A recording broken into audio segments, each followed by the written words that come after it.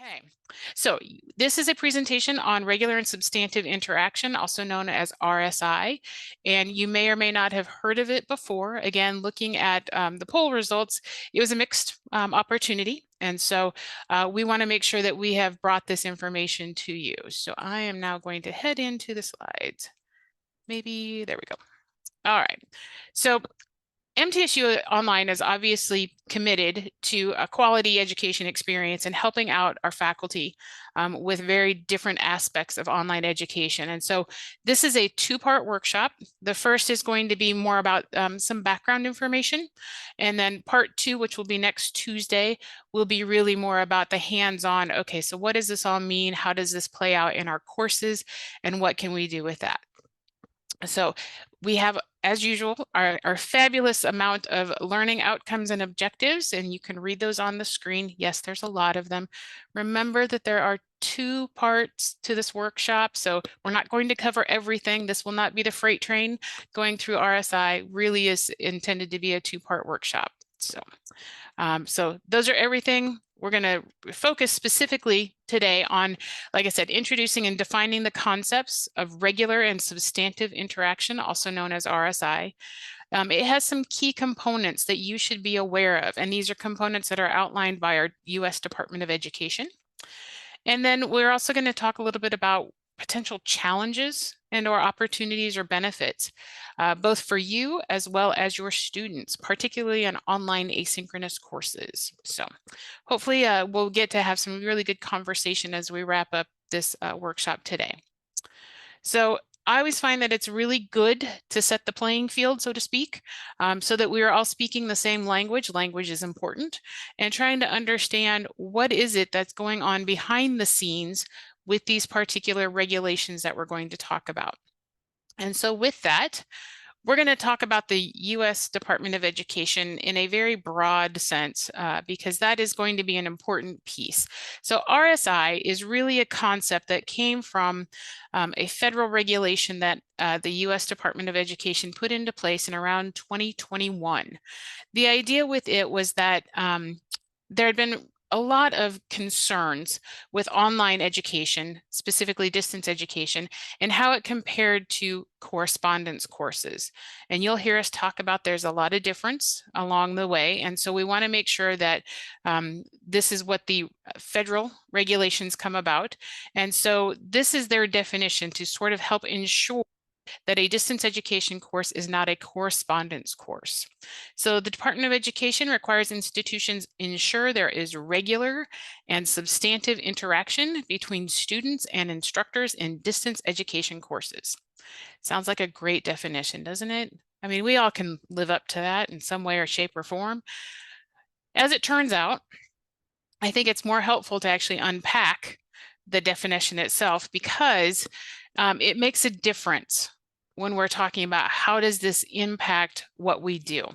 So when we first start to think about it, first of all, let's talk about what is distance education. I think we all have an idea of what distance education is.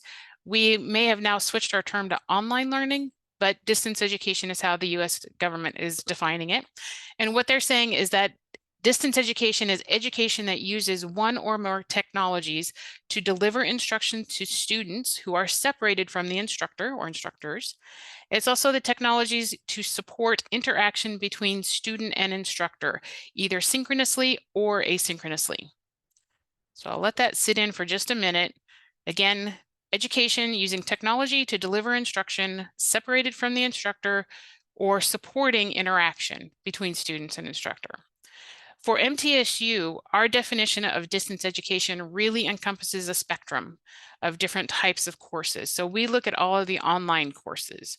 For us, we define those as completely asynchronous, D sections, but we also have those hybrid courses that might also be known as blended or remote, or our new HyFlex / synchronous flex. In our language, we call it the B, the BD, the D, and the F sections. So hopefully that it really addresses everybody's concerns. So when we're talking about these regulations, these are the course sections, the course types that we're talking about. This is how the United States government defines it, and we follow the government rules on those. Going further into that definition, we really need to look at what they mean by regular interaction. And the definition of regular interaction tends to fall into a couple of different categories or areas. And that is one, that it is frequent, that regular interaction is frequent. And then interaction is also planned and or scheduled. So again, thinking about what does that mean?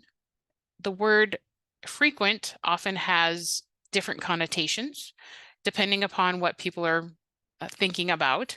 And so we asked the Department of Education again to define what is frequent. Well, it really is commensurate with the length of time and the amount of content in the course. So if you think about how we are defining frequent, that can mean a semester. What does a semester look like? Well, that can be an 8-week accelerated. It can be a summer, 3 weeks. It can be a full semester, 15 weeks.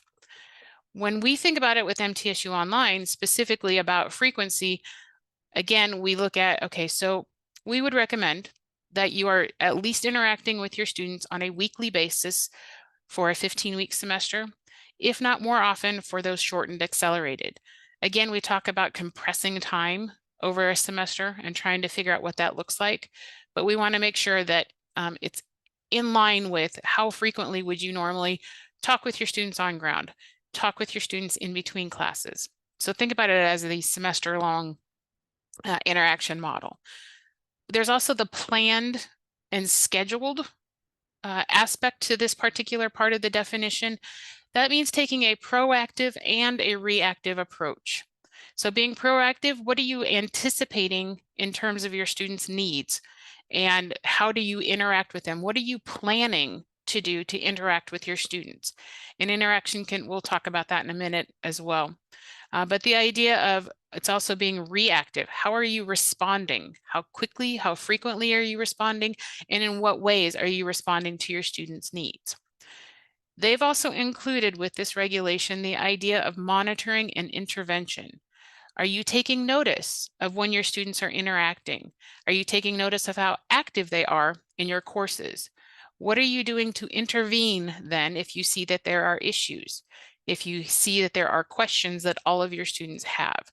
So you are expected to do frequent interaction under this regular interaction genre, but also the planned and the scheduled and the reactive. How do you intervene or how do you monitor those kinds of things? So as you are thinking about your courses, and this is actually what we'll talk about at the second session, when we're talking about some strategies, how do you provide that type of interaction and meet these guidelines? All right. Next is the substantive interaction. And when the federal government talks about substantive, it really is, okay, so what are you actually doing to demonstrate interaction, making it meaningful?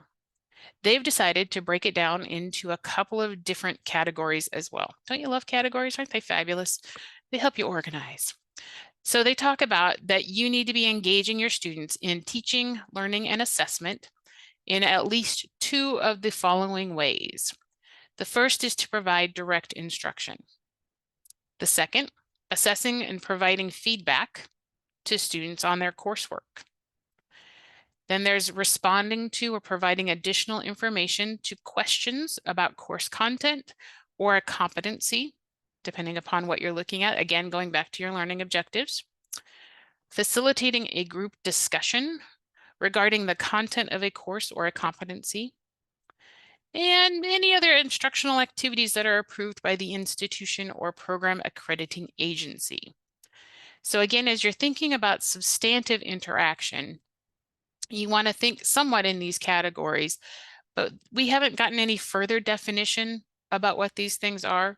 So we will talk a little bit about those in the second workshop that's coming next week, just so that we have some ideas of what are the strategies, what is direct instruction, what does it mean to provide feedback, what do they talk about when we're talking about facilitating a group discussion. Everybody loves discussion boards and online education. We know this. So we're talking about how do you do those best and how do you make that work for you as well as for your students. So again, going back to the entirety of the definition, the Department of Education requires institutions ensure there is regular and substantive interaction between students and instructors in distance education courses. So I'm going to pause here and ask for questions if there are any questions about our definition.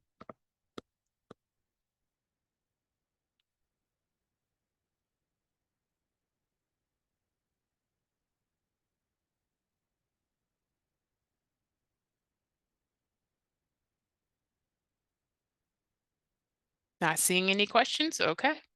So I'll first kind of ask, what are your initial thoughts hearing about this and seeing this?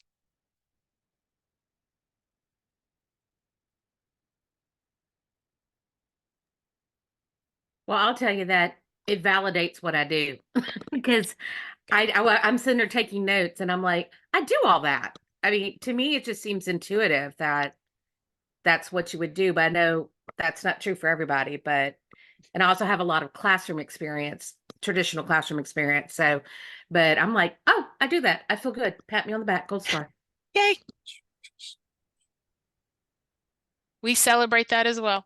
Again, these are the things that we start off talking about. You know, there is a meaning to these things. And although it is a federal regulation, we also want to encourage that it means more than it's the law, if that makes sense.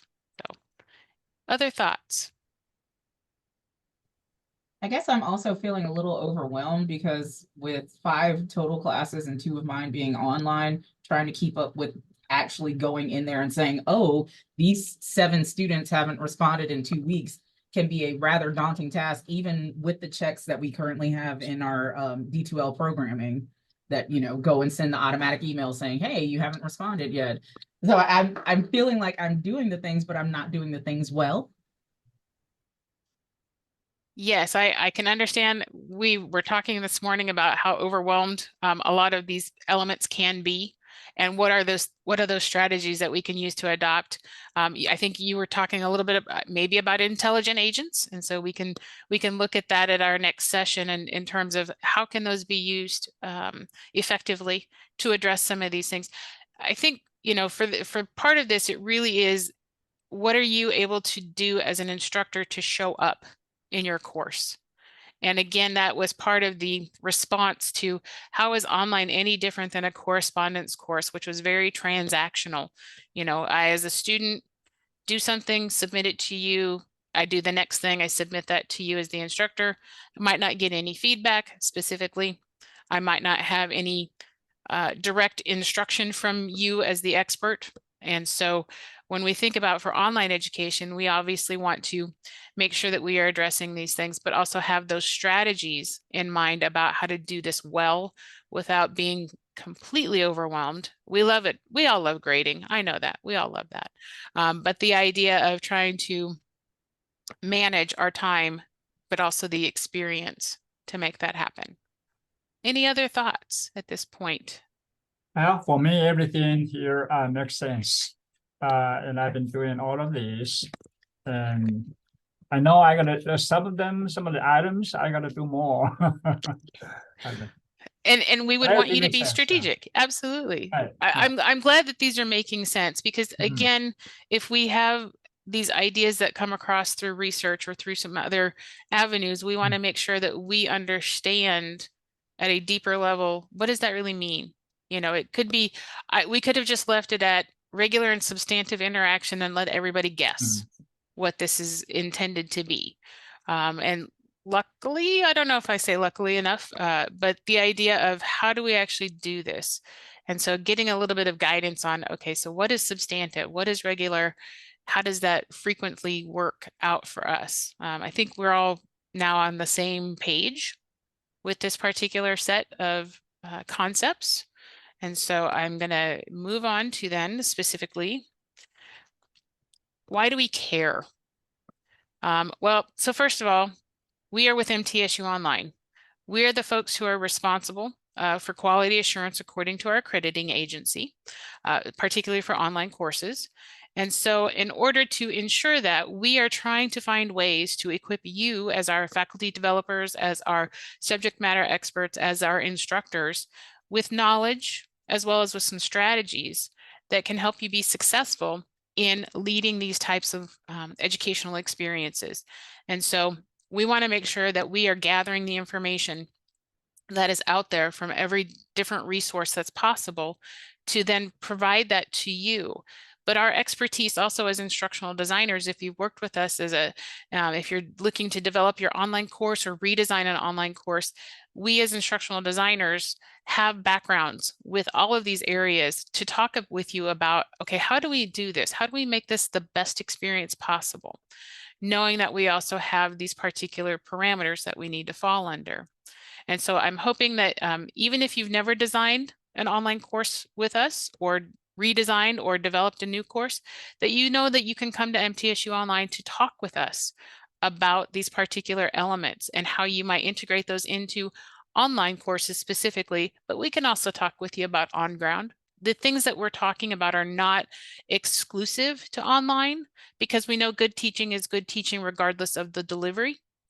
But we want to make sure that you also are aware of that these are the elements that we will also be emphasizing when you work with us. So if you ever do have any questions, please do reach out to us. Again, Tara, I believe, is a very friendly person. I don't think we've put out the, they're horrible people to work with. We also have two new instructional designers, Tim O'Neill and Hao Min Zhang have joined us this past year. And so you'll also be hearing more from them and you'll be seeing some fabulous resources. But the reason that we care about regular and substantive interaction is that it is part of our quality assurance processes. And we really want to make sure that you are aware that you also have strategies and skills, knowledge in those spaces. We also know that, as we have seen, regular and substantive interaction is actually tied to some really great pedagogical best practices. Actually, I see Tara's face and I'm like, oh yes, I have to call them the OGs. So it's not just pedagogy, it's andragogy, hudagogy, all of the things that talk about what makes for good learning. I know, to put it all, in the basic form. But we've talked many times across MTSU Online in the workshops that we've presented over the past couple of years from the instructional designers, the idea of the community of inquiry model. And specifically in that model is the area of teacher presence. How does an instructor show up in a course? What does that mean? Part of it is how the instructor has designed the course. What have you included in terms of content, but also the activities and the assessments to make that teacher presence more prominent? But it's also then how you actually teach the class. What are you doing as your students are working through the assignments, as they're working through those activities? We also know that these regular and substantive interactions really also relate to the ARCS model of motivation. If you've never heard of the ARCS model, it's by a gentleman named Keller, and ARCS stands for attention, relevance, confidence, and satisfaction. And it all ties into how students are motivated to learn. And so when you think about what motivates you, what motivates others as learners, the idea is, where does interaction come in? We talk a lot about engagement, which we're using somewhat as a synonym for interaction, but to think about, how do you engage with your students? What makes learning engaging for you? And so we talk about, how do you gain a student's attention? Well, if I get an email, if I get a message, if I get a discussion board post from an instructor, that gains my attention. The relevance really being about, how is this material relevant to my particular professional goals or my educational goals? You as the instructor are about the only person who has that experience that can help them connect between, the conceptual as well as the practical. How does this really work in my life? How does this thing that I'm learning about in your course really impact my life? Confidence, again, we are going to talk a little bit more about feedback in the next session, but the idea of, how do you provide feedback to your students that can also help them gain confidence in what they have learned and what they are doing? You have that power, so to speak, as the instructor, to give them validation. Just as we talked about a little bit earlier here, by seeing these regulations, the idea is that, oh, I might already be doing that. Well, here's your feedback. You probably are, and you're doing great at it. You can always do more things and different things to have fun with it, but confidence is a big thing. And then the last thing is satisfaction with the ARCS model. You know how satisfying it is to finally master some of these areas or to make it through a class. Mine was chemistry, I have to say. Ugh, couldn't possibly do that myself, all by myself, but I got encouragement. And to know that I went through it based upon the feedback as well as the experience, that led to some feelings of satisfaction when it came to my learning. So regular and substantive interaction, RSI, are really tied to pedagogical best practices. And again, more things that we will emphasize as we go throughout good teaching, good things like that. And then of course, the last thing that I have to mention, it is a federal regulation. It is the law. We have to do these things. You know, again, we're trying to be law-abiding citizens, right? That's who we are. But the idea is that if we do not meet this federal regulation, as we were just discussing in a meeting this morning, the institution can be fined for not meeting these this law, but also it really does have that financial impact about our access to financial aid eligibility, and does impact our accreditation. So, as that last tipping point of you really should investigate these types of things, we talk about federal regulation and what we need to do to be in compliance with that. So this is how RSI shows up for us in a very broad way. For you as an instructor, it will show up in a very specific way because it will all come back to your design and development of your course and how you are working with your students throughout the semester in whatever way you define semester. I'm going to stop there and ask if there are any questions specifically at this point. I see some things in chat, so I'm always just curious as to what people are saying. So this is the first session. The second session is going to be next week, right? Yes, our second session is next week, same time. I will say same back channel, but I don't know that everybody knows all those references. So next week at 11:30, and we will be through Zoom through the same Zoom link. But what I'd like to next just chat about then, you all have mentioned at this point how these things look very familiar to you. So I'm going to ask you now to also talk about what are your challenges with these types of things. When you think about RSI, whether it's the frequency, the planned and scheduled aspect, or the substantive aspect, whether it's direct instruction, feedback, providing information or responding to questions, facilitating group discussion, other instructional activities, would you talk a little bit more about your challenges with these particular elements? Has anybody had any troubles with the frequency of interaction with your students? I am always trying to get some outliers to kind of to get their attention. And I understand they're busy and they're tired, okay, almost every day after work. But I always have them in mind. Where are you? Right. Yeah, can you respond? Can you where are you standing right now? Do you have anything that I can help you with? So that's my biggest challenge is those outliers, but I know they want to learn. I know they want to do well, and I want to help them. But I don't know. You see what I'm saying? I do. Well, and so Okay. you reach out to them and you try to have interaction with them, I but said, you I get said, get no I response. sent emails. I sent emails out one after another, and just nothing coming back on me. That and we always used to call it the crickets. You sending the message and then you get crickets back, nothing. It's just very Cricket. quiet, wondering what's happened to them. We know that D2L has some features that talk a little bit about the interaction element of, when did they last check in? What did they last look at to try to get some of that? But that can be also a challenge to get to that information. What about others?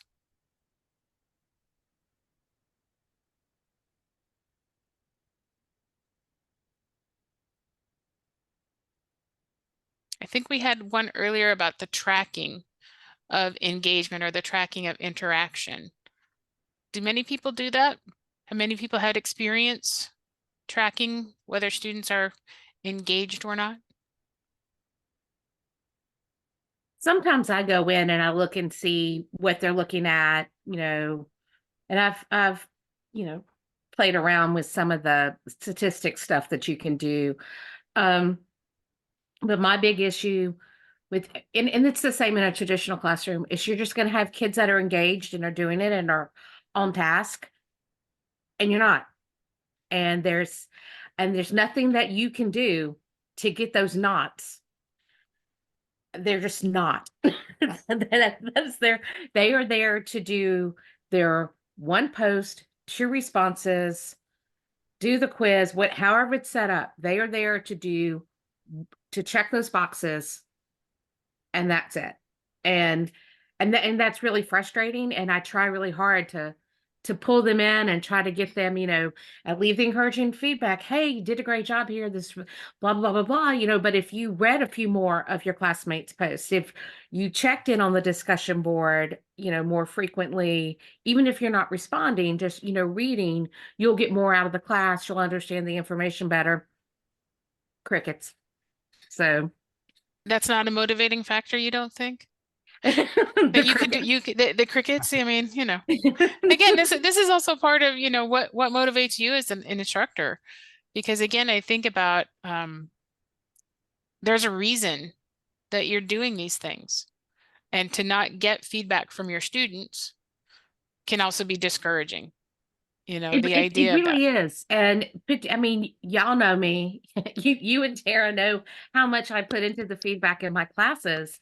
And for them, and to see that they haven't read it, and then to complain, like, oh, rate your professor about the class. I'm like, dude, did you, like, sometimes who are in the comments on your evaluations at the end of the semester, who wrote it, who did it.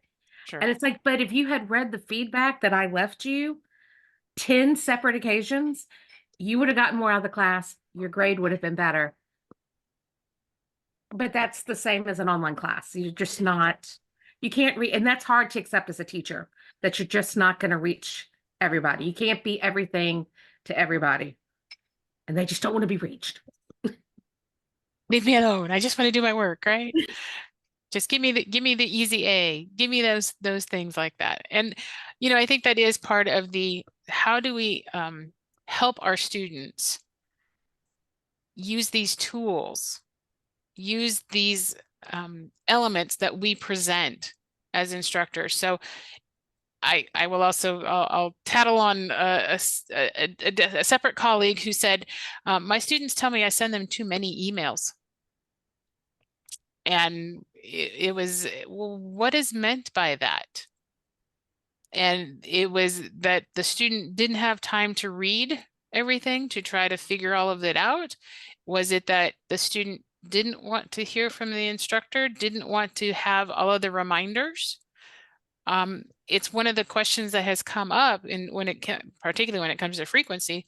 I don't know that students know or really have navigated, how might I best use this information? What can I pay attention to? What can I ignore? Turns out you really shouldn't ignore everything, right? But to think about, if that's the kind of feedback that you're getting, how can you help your students then use it better? Providing some background on the purpose. I email because I send notices and reminders because, first of all, you're not the only student in the class, but to also then think about, I'm trying to reinforce positive behaviors. And I know I'm talking a lot of psychology terms, and that's not how students talk. I understand that.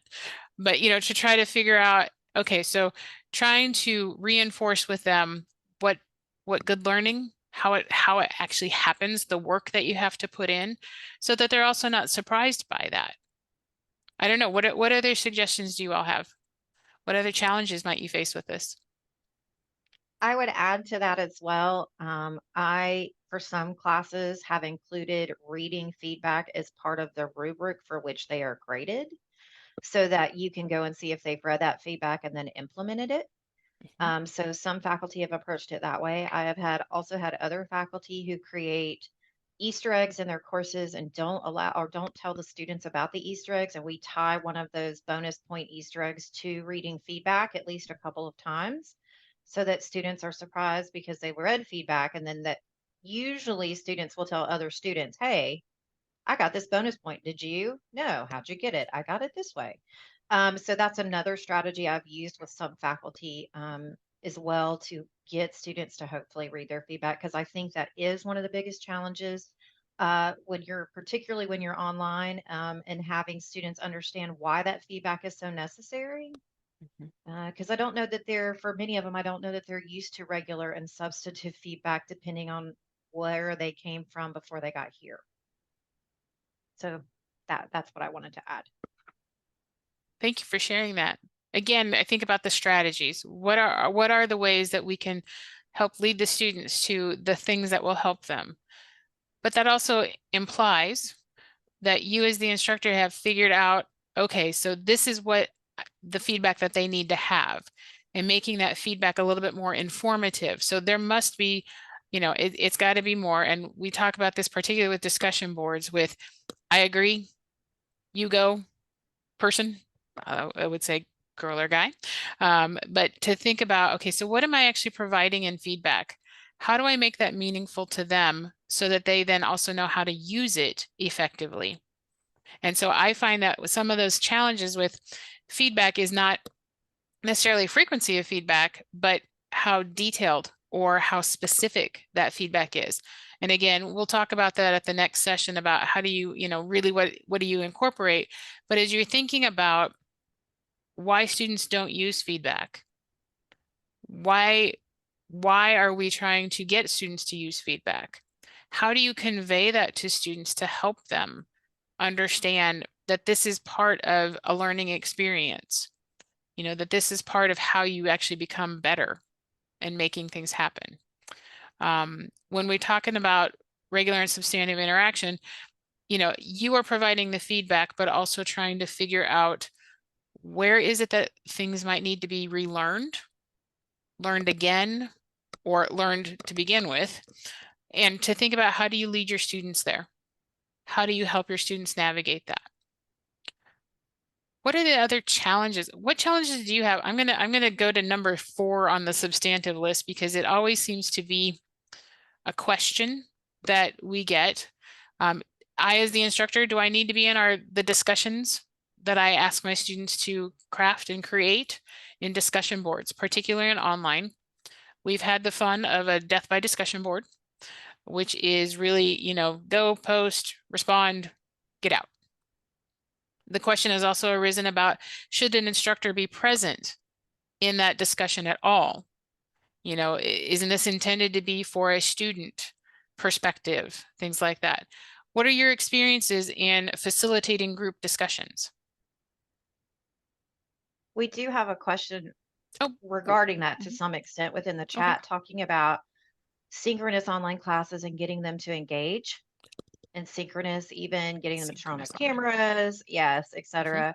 So I did mention one thing about maybe one strategy might be to create smaller breakouts for smaller group discussions and then having everyone come together so there's at least a representative from every group who speaks to whatever it is that they were wanting to talk about. But any other suggestions? That was the only one I typed. So any other suggestions, Karen, would be amazing. So the idea about participation and discussion from this particular aspect is really thinking about what engages with them. What are the questions that you're asking, particularly for synchronous? So that is, so what is the expectation with having video turned on? Why do you have video required or requested? And how do you share that with your students that there is a meaningfulness behind it? It's not just so you can ensure that they're not looking down at paper, at phone, it's sort of like the test taking, right? That idea of, I want to see your face because it's important for me as the instructor to get to know you, to be able to see, it's hard to convey the quizzical look in a text. So again, for the synchronous remote situation, the synchronous online, trying to provide some of that context for why you would have specific areas about discussion. And we always try to say, you know, provide the options to students, but also try to give them the context behind the reasons. And no, you can't make anybody do anything specifically. We try not to be punitive when it comes to participation points. And if you don't have your camera turned on, then it's -2 points or whatever. We try to make, you know, the discussion and interaction more meaningful than it's a point value. Yes, we also understand about the incentive of points. We're not saying that we don't, because, you know, that is something. It goes to the competition and achievement in all of us. But to think about what is the concern that the student may have, and then how might you address that as the instructor, either in a group setting or in an individual setting. And so when I think about the synchronous flex, it can also be, or excuse me, the synchronous, think about, as Tara said, if you break up the larger group into breakouts, but also could you ask students to, in the on ground, it's the think, pair, share idea. Is there a way that you could encourage students to reach out to each other? You know, I have also heard this in a back channel situation for synchronous things, where you've got a private text chat going on between students, but you would also ask that they not get so distracted by their text chat that they also bring it back to the course. But to think about if there a way to pair up students, not necessarily in breakout rooms, but in those particular small ways, I'll say. Hello. Things like that. Yes. So in one of my classes, it's a principalship class. I actually give them an option. They have to do a reflection, video reflection, at the end of each module. And I actually give them an opportunity to do that reflection with a peer. So they can actually video themselves and a peer reflecting on the questions. But in the past, I've actually taken classes like that, and I find that the more students you have taking the course, it seems to be more effective, but the less students, it seems like they kind of want to go on their own. Smaller groups don't often make for fabulous discussions. Is that a thing? I would probably agree with that. Yeah. And people, I could be wrong. It Yep. could be just the students. well, but I also think about if I'm in a smaller group, I'm more exposed. You know, even though you may be on camera, you may be the person in the thread, you know, they're going to see my name. So we talk a little bit about safety, you know, so, and trust, and how you build community first to help them feel a little bit more comfortable in being able to talk with each other and being able to share perspectives. We always talk about, you know, set up your netiquette rules, your discussion guidelines, you know, that we are trying to be as inclusive as possible, but to address that as well. When I think about it from an instructor's perspective, so again, I'm the person that's supposed to help facilitate that discussion. How do I manifest that in a large group or in a smaller group? And it'll be different strategies, you know. In a smaller group, it may be alerting. I always feel like alerting students ahead of time that this is what's going to happen. Tara and I have had these conversations about how do you set your students up for success. Well, these are the rules. These are the operating procedures, so to speak. This is how we're going to do things, and then you hold folks to it. But also thinking about really how do you make that environment safe, so that there is trust, so that people do feel freely. You know, I'd love to be in a large number class, a large enrollment class, to be anonymous, but online does not give you that in easy ways, particularly. And so think about how you are setting up your students for that kind of success and what your expectations are. I also think about facilitating group discussion as a little bit of a mic drop situation. You as the instructor have this experience that you have seen, and you've been there, you've done that, you have seen other students interact with this. And so are there ways that you can prompt within a discussion if you see things are going differently than where you were expecting, or to enhance the discussion in a way that makes more sense for the students, you know. So as they're talking maybe at a surface level, then how do you get them to talk at a deeper level? Well, you ask questions. And I think about that being the instructor presence that tends to show up, is that you can go through all of the comments just as everybody else can, and to pick out some of those areas about where further discussion is needed, further exploration is needed, but also where you can fill in a gap. That equates to substantive interaction, because you are sharing your experiences and you are being present with your students. But to have a plan for that, that is part of the other element that we often don't think about as we're designing or as we're in the middle of a semester. Yes, our favorite snow week has come to mind, like, oh, I had all these plans, and then what happens? Well, you get snow week. But the idea of trying to figure out, how can I plan for if there are crickets? Where can I help boost the discussion? Or where can I answer questions in a way that addresses all of the needs of the students? We haven't talked about necessarily about how you as an instructor are providing information or responding to questions. I know in our design process, we encourage the idea of a course Q&A discussion board where students can ask general questions. But again, your presence is also assisted, very good in having that presence in that space. Discussions seem to be the hardest part about interaction, in my opinion, because you know what you think it should look like, and it might not turn out that way. And I would love to hear more about any other challenges that you all have faced with these types of areas, and figuring out where to head to next. Have there been any other comments or areas that we haven't talked about? Dr. Voorhees, does that help with your question at all? Hopefully. Yes, it definitely does. Thank you. Okay, good.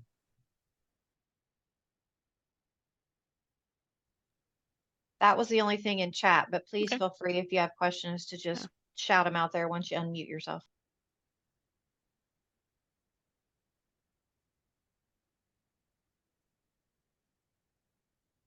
I'll also ask about some opportunities. As you were looking at these different areas, are you identifying places where you're like, maybe I could do that better, or maybe I should do that differently? Because that is the other joy of workshops, is that we learn about, okay, so how could I do this differently?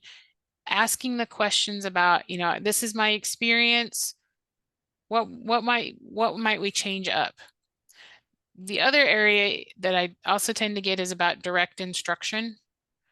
And does that mean you have to do lectures? And the answer is not necessarily, but it depends. So this is part of the, what do we mean by direct instruction? And we'll talk about that at the next session, because I feel like that is a large area, and how it's addressed can give you some different ideas on how are you as the instructor providing direct instruction to your students. I think these other ones, I guess the other one that we haven't talked about is the other instructional activities. To think about, again, going back to the definition for regular and substantive interaction, this other instructional activities as approved, I'm not sure that that was the right actual word, but designated by your institution or your accrediting agency. So thinking about what are some other instructional activities where you and your students are interacting in other ways than direct instruction, feedback, responding to questions, or group discussion.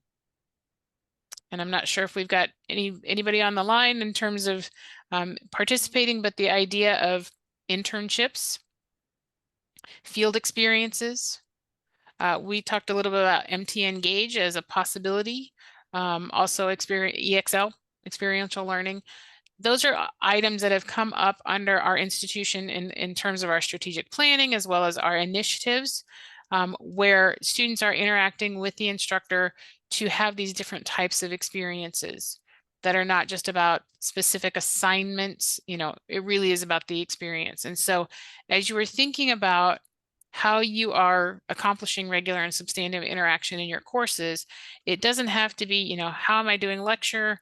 How am I actually, you know, providing feedback through rubrics or responding to questions on, you know, XYZ topics or facilitating a group discussion, but what other activities might you explore in meeting this particular regulation, but also having a fabulous learning experience for your students? Those are the types of elements that I think we often forget about, but we have an opportunity.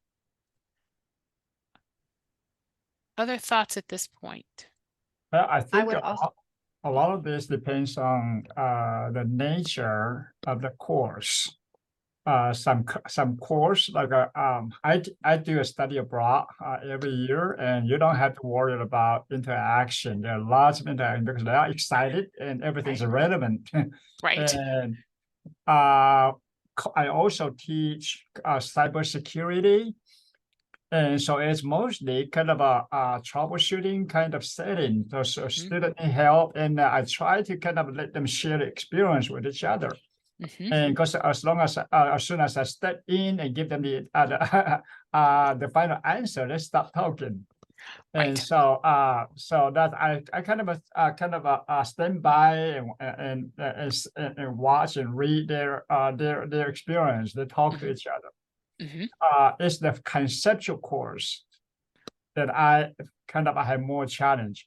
And the conceptual discussion, we used to have we have a course called Principle of Management Information System, and the old version of it, because we just modified it. The old version of it has a required discussion component, and it's a large class, 35 more than 35 people on both semesters. Sure. And so everybody is required in the class to post at least one discussion post. And guess what? Well, as soon as I heard about ChatGPT, and so I said, well, that's it. That's the end of it. So now we have done away with that required discussion post, and we're trying to we're doing something else now. So I think a lot of kind of interaction, engagement is really the nature of the class really is a big factor. Absolutely. I you know, and I think we would say that with almost any of these elements, that you do have to think about what is the nature of the class and what are your experiences and what is your approach, because part of this is also not about making it so strange that you aren't feeling comfortable teaching it as well. So I see Anne has her hand up, and I'll just say before we turn over to Anne and have her ask her question, the idea of AI and artificial intelligence and using ChatGPT or other generative AI programs, we're also going to talk a little bit about that at the next session. And as Trey called it, AI proofing your assessments. We won't get that deep into it. We will also make mention of how that might be accomplished so that you can support interaction that seems real. All right, Anne, you can go ahead and ask your question or make your comments. Well, talking about the nature of the course, and I know y'all have heard me harp about this, but it is so hard in gen eds if you are not I teach history. If you are not a history major, or you are not an English major, or you are not a math major, I'm thinking of the gen eds, some students, they see gen eds as almost extraneous. They don't understand the purpose of a gen ed. And that's frustrating, because when the student doesn't sincerely want to be in the class, no matter how much of the substantive interaction you provide, that sometimes there's just a hurdle, and it seems to be getting worse, and I don't know why. I read a really interesting article on Slate, which I know is not a bastion of journalistic integrity, but it was interesting, about how, and it was an English professor from another, I think it was from a small liberal arts school, that was talking about that the idea of knowledge for knowledge sake, of learning for learning's sake, to make you a well-rounded student, that a lot of students now just don't have that mindset. And so if the nature of your course is just a survey in American history or a survey in American literature, they don't see the purpose of it. They want to get to their major classes and they want that degree to go print money. They're not actually interested in the process of learning, if that makes sense. And so that's one thing that I struggle with, because, you know, I try to be the best online teacher I can be. And I know a lot of people have this, you know, roadblock in their head to history, that it's boring and blah, blah, blah, blah, blah, whatever. And so I try so hard to overcome that, but it's really frustrating and discouraging as a teacher in any subject to know that your life's work is considered irrelevant. Does that make sense? And that's my own personal little thing that I've really been mulling around in my head. And it's just, it worries me about the lack of learning, the lack of the love of learning. And AI is not helping. I mean, it's not, because I can tell you, my first discussion board, I made up all new discussion questions. There was one that I used from the course shell for the survey, the departmental shell. Yep. In one class of 30 students, 15 paraphrased the answer that was in Chegg. And 2 more I know used AI, and I can't prove it.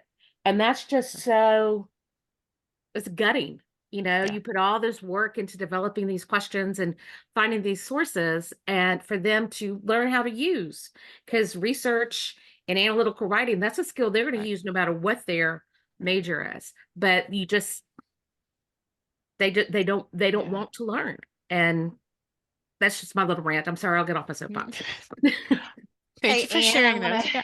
Definitely, I want to speak to you too, that I don't know if you're participating in the strategic planning for the university as a whole, and the SWOT analysis they've been doing, but that's been brought up a few times, about trying to determine what our identity and our student and university identity is, and what that means as far as learning and what knowledge means, not just for a job. So I would encourage you as well, or any of you, as you see those surveys continue to come out, to continue to include that, so that hopefully we can also have an institutional push that focuses on whatever it is that comes out of SWOT, focuses on for students as well, because you're right, it can be difficult.